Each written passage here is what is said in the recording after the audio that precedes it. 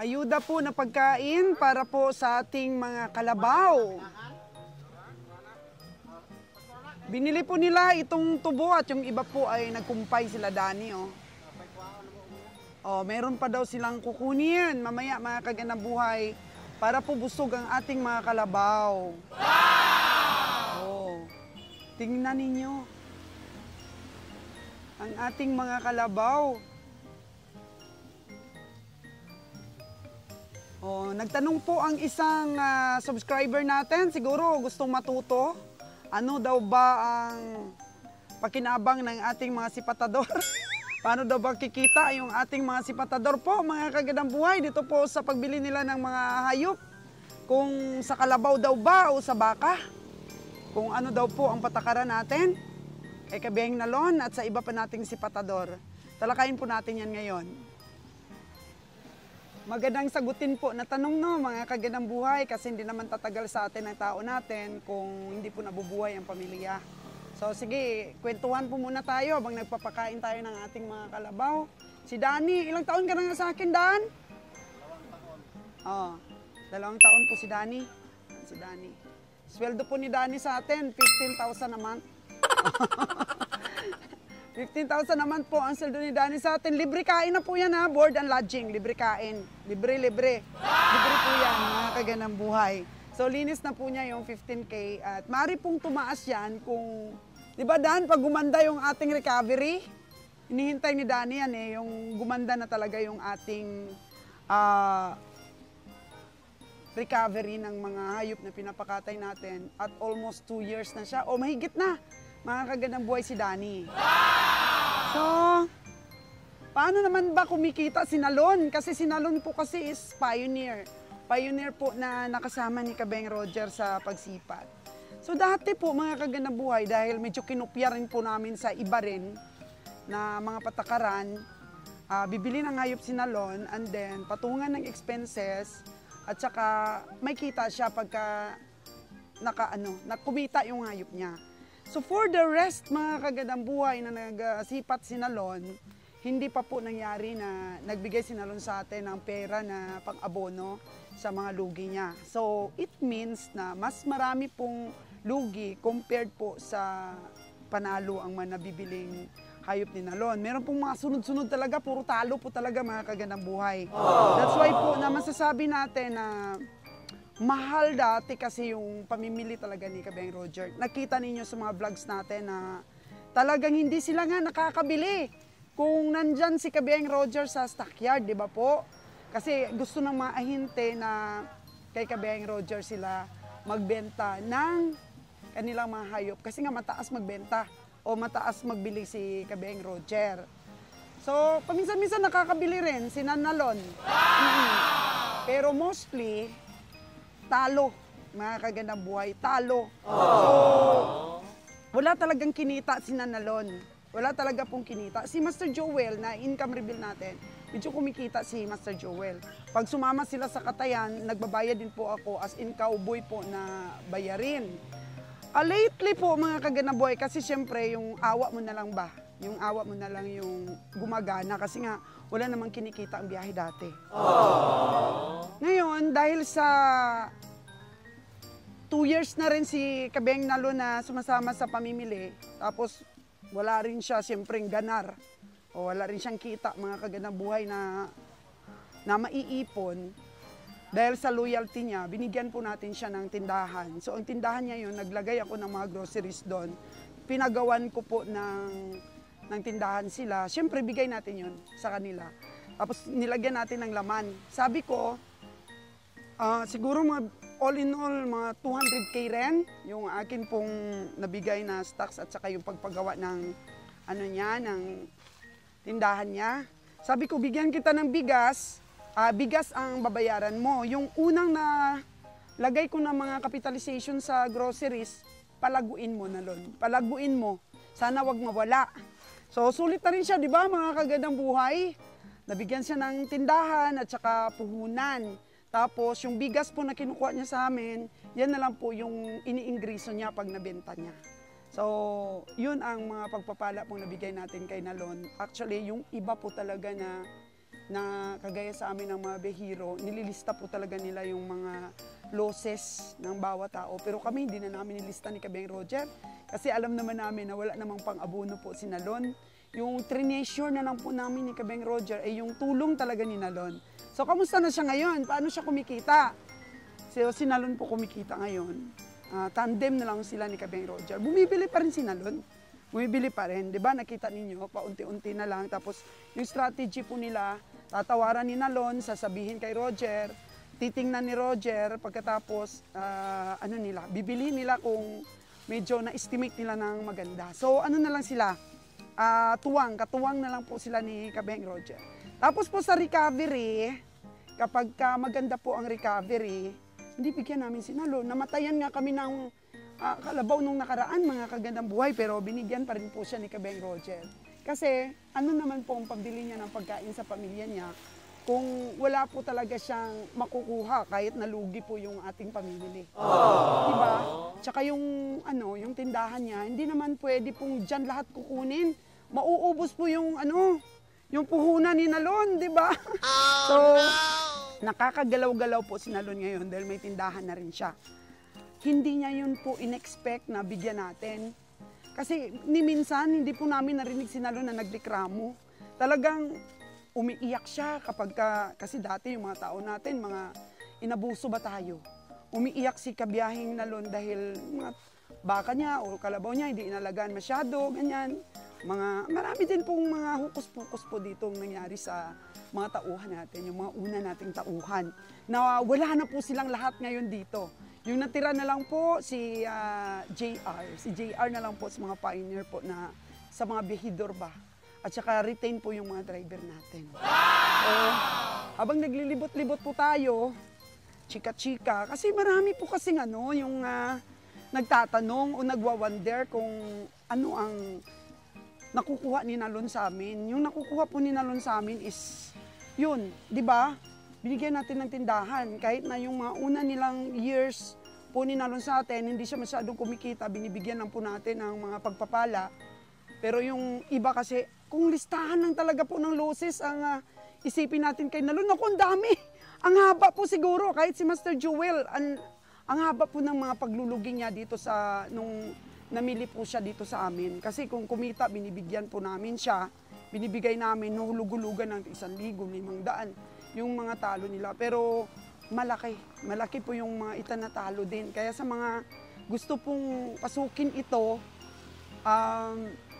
masakit-sakit po masakit-sakit po yung mga paglulugi. Kung wala ka pong pang-sustain doon sa mga paglulugi mo, hindi ka aabot ng 2 taon. O mahigit na kasi kami ngayon. Sabi nga nila 3 months lang daw kami.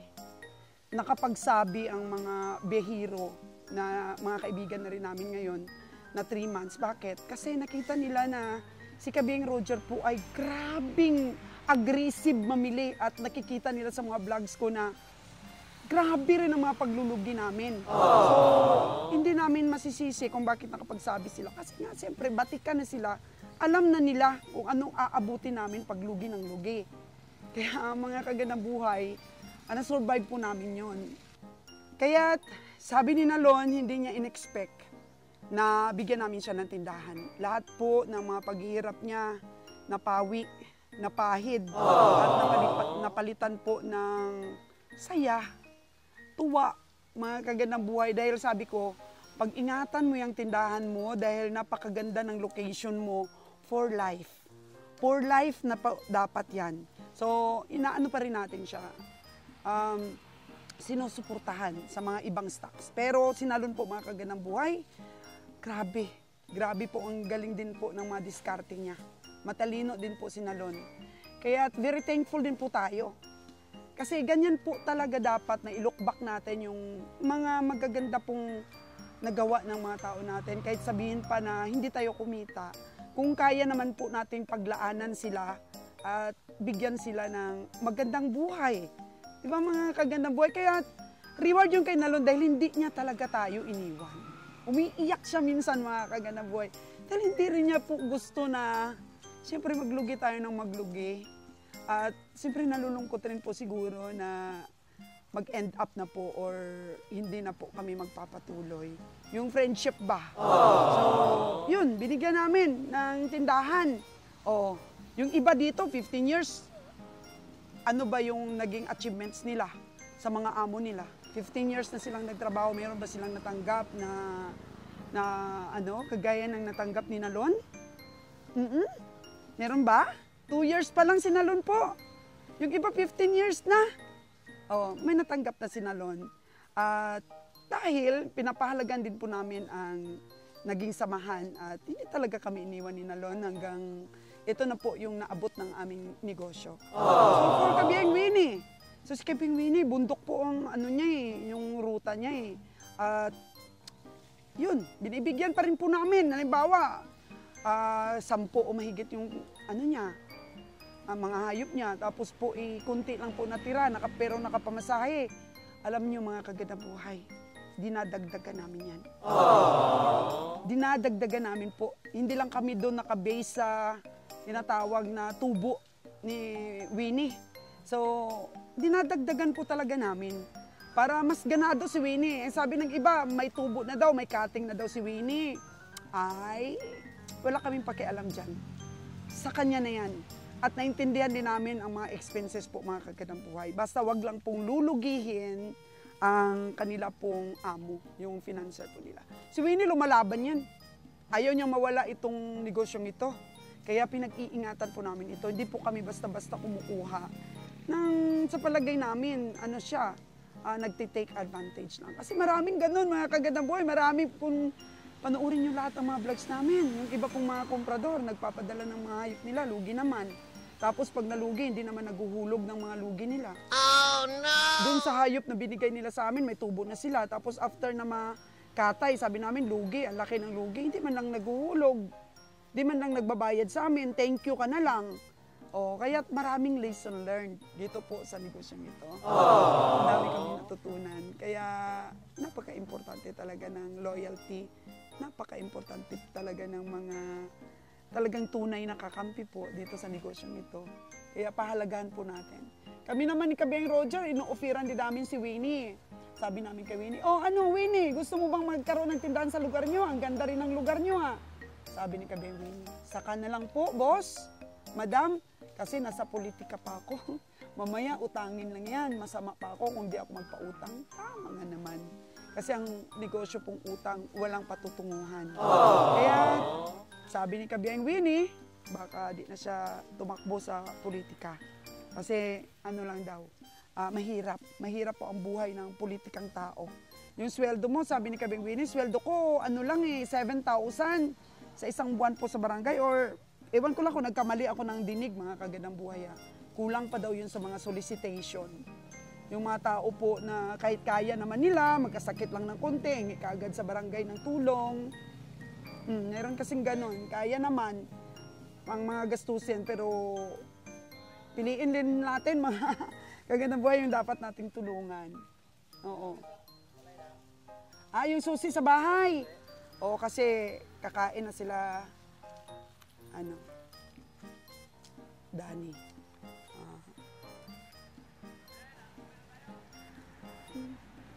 Nagsiga-siga po muna tayo mga kagandang buhay ha, malayo. Ay! Baka umabot yung usok sa atin, sa kalsada. Oh no! Yun po mga pagpapala. So si Kabeng Nalon ngayon, tandem na lang sila ni Kabeng Roger. So tuwang-tuwa naman si Nalon. Kasi wala na siyang pressure. Wala na siyang pressure na mamili ng lugi.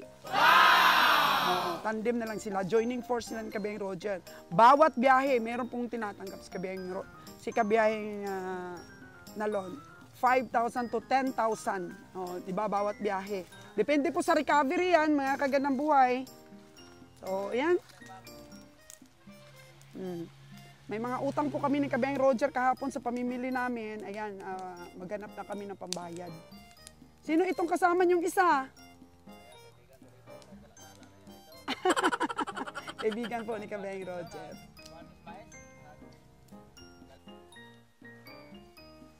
Okay, bago kami umalis, dagdagan muna yung pagkain dahil malakas kumain yung ating mga kalabaw.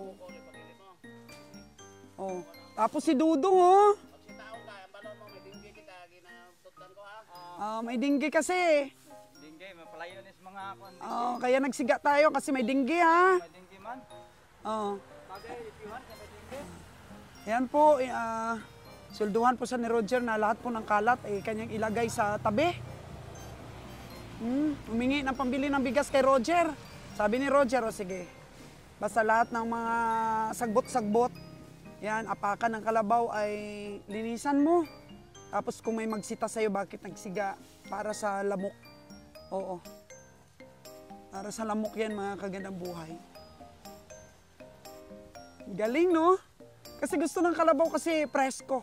Presko po yung pahingahan nila. Tapos mamaya, paliguan na lang sila. Basa-basain ang katawan. Wow! Relax sila. So, naghanap po ng pakain ang ating driver si Kabeng Dani. Tapos po, ito binili nila. Binili nila yan, tubo kasi may tapas-tapas ng konti. Tapos, yung iba naman, pinulot lang nila. Yung iba, inano na lang nila, kinumpay, mga kagandang buhay. Kaya may tubo dito, may tapas ng tubo. Wala po tayong problema sa kumpay. Pero kung wala po talaga, sa field, kumukuha ng pakain yung ating mga tao. Kaya meron po tayong dalawa na taga-kumpay. Medyo may ano pala yan. May ano sa isip. Okay. Yan si boss. Boss, malaki na bang kinikita mo? Ano ba yung kinikita mo per head dati? Sa dati mong amo? Tingal na siya. Tingal sa tingal. Depende sa ginansya, porsyento? Binili niya. Binili ko. Ay, dati pala po siyang sipatador. Oo, kagaya pala kay Nalon at kay Winnie. Tingnan natin yung abilidad nito, Kabeng Roger. Pero siya lang rin nagpapainom sa kata niya. Yung binili mo, ikaw rin magpapainom. Sa isang biyahe namin. Sige, tingnan din natin ang ano nito, ang talento nito. Baka makatulong din ito sa atin, Kabeng Roger. Kumpuy ka muna ngayon, bro. Kasi kulang pa tayo. Tapos hanap pa tayo ng may dagdag natin sa grupo natin. Kasi medyo gumanda po ang ating mga biyahe ngayon. Bumilis. Na-hits po natin yung 4 times a month. Tigda-dalawa pong biyahe sa kada driver, mga kagandang buhay. Baka mas gumanda pa ito. Kung suportahan po tayo ng ating mga taga-Katay. Kasi yung iba kasi, yung mga taga-Katay nila, sila ang bumili ng mga truck sa mga komprador nila. Pero sa atin, tayo mismo. Sariling puhunan po, mga kagandang buhay. Wala pong bumili sa atin ng sasakyan. Who knows po, baka sa malaot madali, baka madagdagan po yung unit natin. Tingnan natin yan, hinay-hinay lang po. Ako, kontento na po ako sa ganito eh. Yung importante sa akin, wala po tayong utang na nasasakyan. Kasi inutang na natin yan. Okay, dito na ulit tayo sa base at almusal na yung mga ano natin, cowboys na nagkumpay.